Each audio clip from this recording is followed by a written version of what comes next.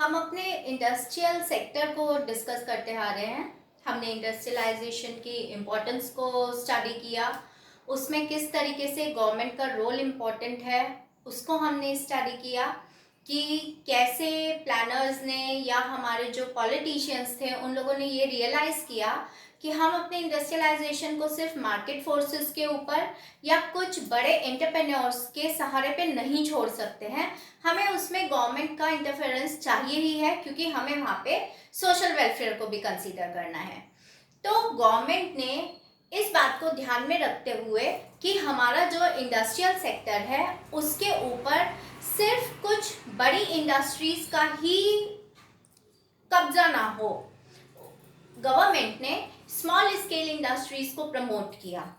क्योंकि मोटिव क्या था? मोटिव यही था कि इकोनॉमी जो है उसके ऊपर सिर्फ कुछ बड़े लोग कैप्चर ना करें, बल्कि सोशल वेलफेयर भी मोटिव रहे। तो जो हमारा इंडस्ट्रियलाइजेशन था, इसके मेन दो हम डायमेंशंस को लेकर चले। एक क्या था? Growth of large scale industries and the another one is growth of small scale industries. अब growth of large scale industries की बात हम जब करते हैं तो हमारी लार्ज स्केल इंडस्ट्रीज में आ जाता है हमारा आयरन एंड स्टील है, हमारा ट्रांसपोर्ट, हमारा कम्युनिकेशन। ये सब जो थी या जो हमारी लार्ज स्केल इंडस्ट्रीज थी, इनका मेन मोटिव क्या था? हमारे जो इंफ्रास्ट्रक्चर है, इकोनॉमिक इंफ्रास्ट्रक्चर को स्ट्रॉन्ग करना, कि उससे हमारा ट्रांसपोर्टेशन कि जो हमें रिक्वायरमेंट्स हैं वो हमारी ज़्यादा हो जाएंगी, कम्युनिकेशन की ज़रूरत ज़्यादा होगी, हमारा इंफ्रास्ट्रक्चर स्ट्रॉन्ग होगा। जबकि जो हमारी स्मॉल स्केल इंडस्ट्रीज थी उनको स्टैब्लिश करने के पीछे जो हमारा मोटिव था वो था हमारा एम्प्लॉयमेंट अपॉर्चुनिटीज़ को जनरेट करना या एम्प्लॉयमेंट अपॉर्चुनिटीज़ को क्रिएट करना।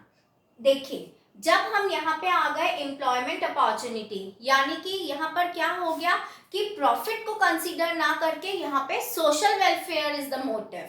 तो यहाँ पर जो हमारी स्मॉल स्केल इंडस्ट्रीज थी उनमें जो हमारा मिनिमम इन्वेस्टमेंट था वो हमारा 1951 में था 5 लाख रुपीस, जबकि अब वो बढ़ के हो गया है 5 करोड़ रुपीस।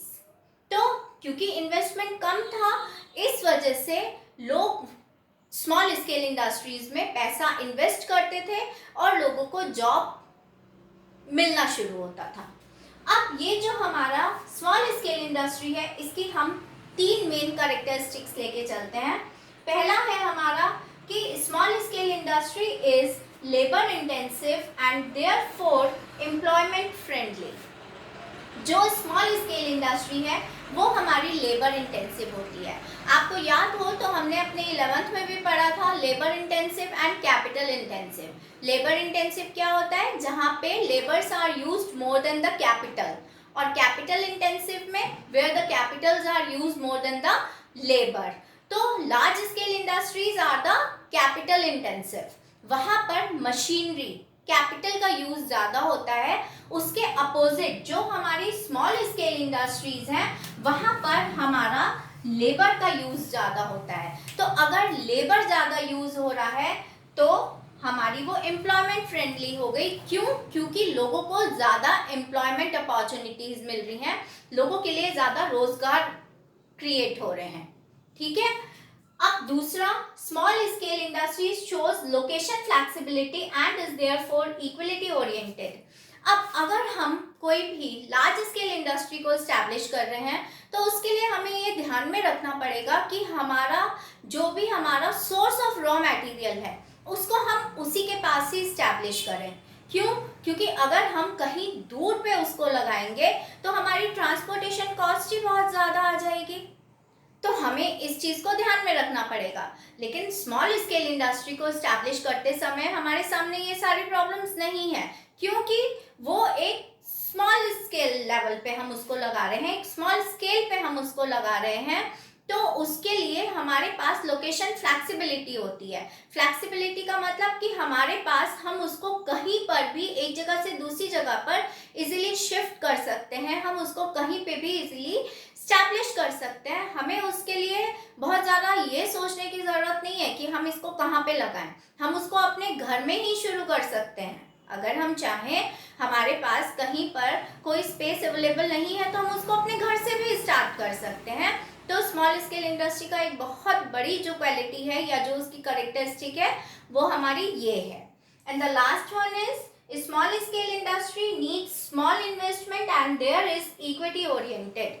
जो हमारी स्मॉल स्केल इंडस्ट्री है, मैंने आपको बताया कि स्टार्टिंग में तो 5 लाख की लिमिट थी कि हम 5 लाख रुपए इन्वेस्ट कर सकते थे, बाद में अब वो बढ़ के हमारी 5 करोड़ हो गई है।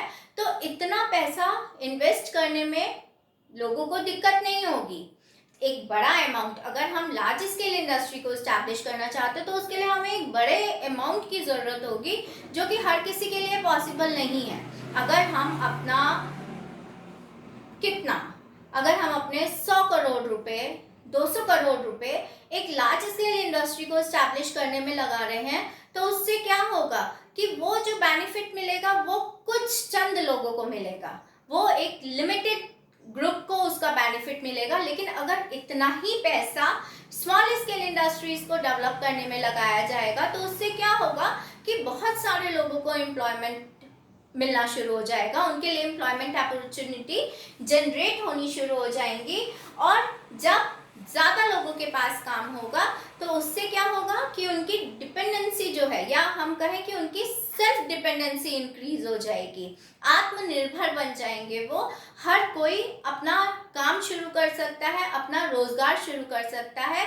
तो इकोनॉमी में पैसा सिर्फ कुछ हाथों में ना बनकर वो लोगों के पास में डिस्ट्रीब्यूशन ऑफ वेल्थ या डिस्ट्रीब्यूशन ऑफ इनकम जो है वो हमारा ज़्यादा हो जाएगा, और उससे हमारा सोशल वेलफेयर भी इंक्रीज होगा।